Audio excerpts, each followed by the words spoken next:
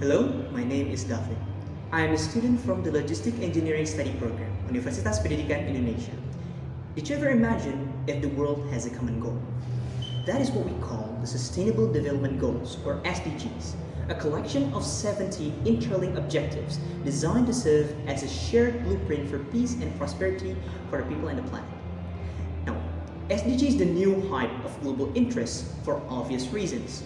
Thus, I would like to use this as a way for us to imagine how we can affect the world in ways we do not expect. So let's use Indonesia as the sample. Indonesia is a country that is steadily growing, including but not exclusive to its population. It is well known that we contribute 3.36 to the global population, but for a cost. More people means bigger necessity, and bigger necessity means we promote higher mobility of its people and its commodities. But why mobility? Well, people need to find jobs and create businesses. Finding new jobs requires them to move, while creating businesses makes them circulate goods. Obviously, the economic environment will improve. However, what about the green environment? This is important and we'll get back to it in a second. Now, the act of moving in Indonesia is predominantly consists of road travels, ranging from personal to heavy vehicles. The number of vehicles in Indonesia exceeded 152 million in the early 2023. Let's use 2019 as an example. In 2019, the vehicle is about 146 million, with the CO2 emission of 581 metric ton of CO2. If we use the data from 2019 to project the CO2 emission in 2023, we will have the emission around 696 metric tons of CO2 in this year. Just imagine the amount of damage it will cause to the environment. Won't Indonesia get twice as hot as before? Now, solving this is quite tricky because everyone will always either want to have their own vehicles or they need to commute or move to distant places, causing more pollution and congestion. However, there might be a brilliant solution that any of us could implement in the future.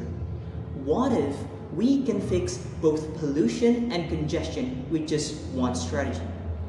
The solution is, surprisingly, not to restrict the ability to move, yet it should instead prove the ability to commute.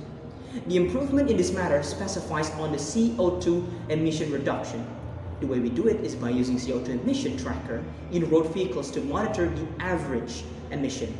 Additionally, the tracker should include a GPS system to map the track taken during the monitoring time. This will create a map of track patterns that also includes the emission density. By integrating a CO2 emission tracker with GPS capabilities, we can generate detailed maps that illustrate the varying usage of levels of different road tracks in real life. This insight helps us understand traffic patterns, offering a basis for informed decision making. Now, moving beyond the conventional monitoring, the system can also provide live data on CO2 emissions for each track. This real-time information empowers individuals and communities to make conscious choices about their routes based on the environmental impact at any given time. Now, as I said before, this has both impacts to the environment and to the infrastructure.